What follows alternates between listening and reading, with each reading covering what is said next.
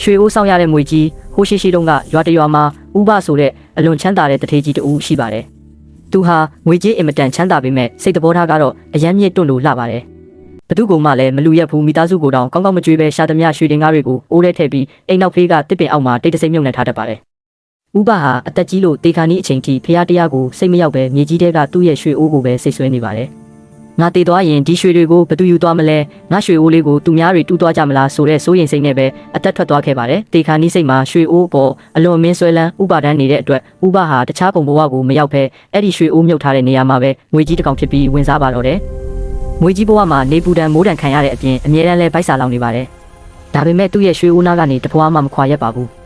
တနေ့မှာတော့သူ့ရဲ့သားသမီးတွေကအိမ်နောက်ဖေးမှာမြေတူးရင်းရွှေအိုးကိုတွေ့သွားကြပါတယ်ငွေကြီးဟာဒေါသတကြီးနဲ့ရံမှုဖို့ပြင်ပေမဲ့ရုတ်တရက်တတိဝင်လာပါတယ်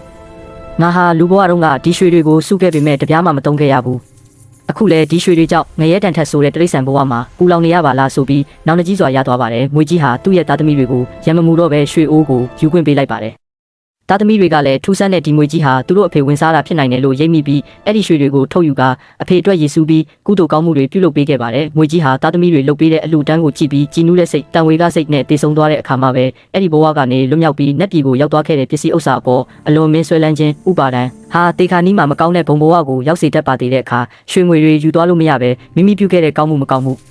အလောက်ကံတာလျင်နောက်ဘဝကိုပါသွားတာဖြစ်ပါတယ်